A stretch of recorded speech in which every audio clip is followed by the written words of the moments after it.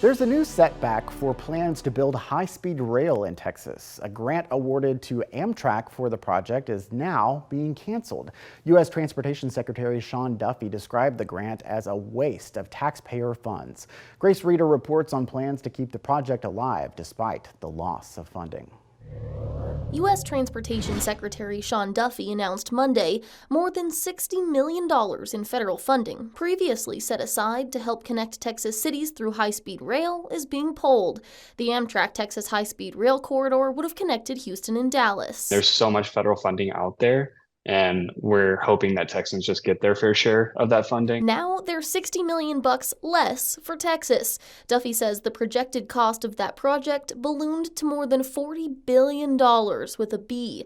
Adding, quote, "The Texas Central Railway project was proposed as a private venture. If the private sector believes this project is feasible, they should carry the pre-construction work forward rather than relying on Amtrak and the American taxpayer to bail them out."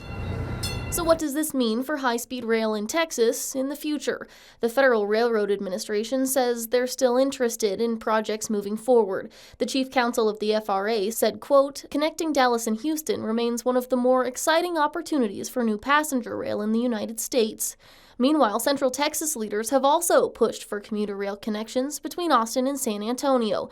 Travis County Judge Andy Brown has been one of the most vocal. He said Monday, quote, "I'm still focused on bringing improved passenger rail to help the Travis County-Bexar County superregion continue to thrive." Grace Reeder, State of Texas. The investment group leading the Texas Central Rail project actually called the Trump administration's decision good news. Klein Hines Capital Partners sent us a statement saying, in part, "We agree with Secretary Duffy that this project should be led by the private sector, and we will be proud to take it forward." They added this project is shovel-ready and will create significant new jobs and economic growth for Texas as part of President Trump's efforts to boost the U.S. economy. A representative for Texas Central spoke Thursday before the House Transportation Committee. Andy Jent echoed the belief that cutting Amtrak out of the project is a good thing, even with the loss of funding. We support what the Department of Transportation is saying. We look forward to continue to work with the Department of Transportation. We've reached out to them, and I anticipate that we'll have a meeting with them shortly, and we will get a better view as to this project. I know that they believe that Dallas to Houston remains a very lucrative and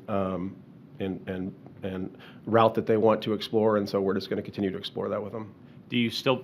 I think to put a fine point on it for the committee, do you still believe that the project is alive? Of course. Okay. Jent said Texas Central is still working on financing. He told lawmakers they hope to get financing and permitting in order by the end of the year. Jent said once the rail project gets approval, it will take roughly 7 years to build.